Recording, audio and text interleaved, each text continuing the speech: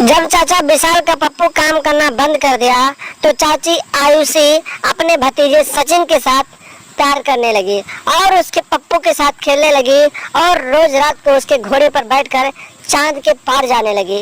और एक दिन की बात है, जब ये बात लोगों को पता चल गई तो फिर आयुषी और सचिन ने एक दूसरे के साथ शादी रचा ली और फिर जो हुआ आप लोग खुद देख लीजिए। नमस्कार दोस्तों, अफेयर क्राइम न्यूज चैनल में आप सभी प्यारे दर्शकों का स्वागत है। दोस्तों, अफेयर क्राइम न्यूज चैनल को आप सभी लोग सब्सक्राइब कीजिए, वीडियो को लाइक कीजिए और वीडियो को ढेर सारा शेयर भी कीजिए।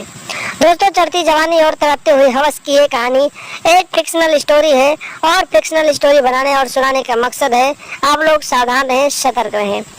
जब विशाल की शादी हुई तो उसकी पत्नी बेहद ही खूबसूरत थी और जब घर आई तो जो भी उसे देखता था तो उसके ऊपर मोहित हो जाता था।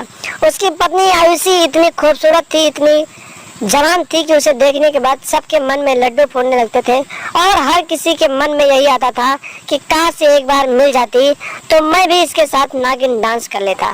धीरे धीरे समय बीतते गए और आयुषी का अपने पति विशाल से मन भरता गया, क्योंकि विशाल का पप्पू अचानक बैठ जाता था और आयुषी को लगातार एक बहुत ही तंदुरुस्त पप्पू चाहिए होता था। आयुषी अपने पति से नाखुश रहने लगी और धीरे धीरे आयुषी अपने भतीजे सचिन के साथ प्यार वाली बातें करने लगी, क्योंकि सचिन का पप्पू काफी दमदार था और उसका घोड़ा भी काफी मजबूत था। तो आयुषी ने सचिन के घोड़े को पसंद कर लिया और फिर उसके साथ चांद के पार जाने लगी।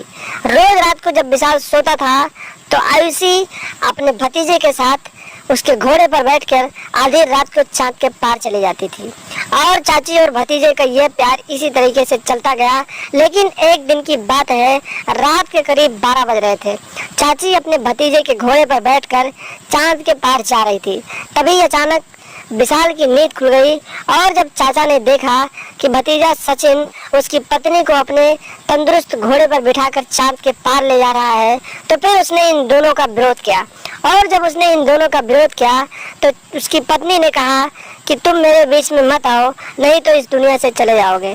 और फिर इसी बात को लेकर विशाल भी वहां से चला गया और जब सुबह हुआ तो लोगों को उसने सारी बातें बता दी और फिर अपनी पत्नी का अपने भतीजे के साथ सारे गांव वालों के सामने शादी करवा दी और उसके बाद इन दोनों से अलग हो गया और इन दोनों को एक नई जिंदगी देकर अपने आप को, अपनी जान को बचा लिया, क्योंकि उसे डर था कि कहीं मेरी पत्नी अपने भतीजे के साथ मिलकर मेरी जान न ले ले।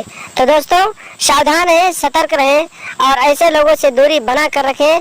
ऐसे लोग आपके आसपास भी होंगे तो उनसे सावधान रहें, सतर्क रहें।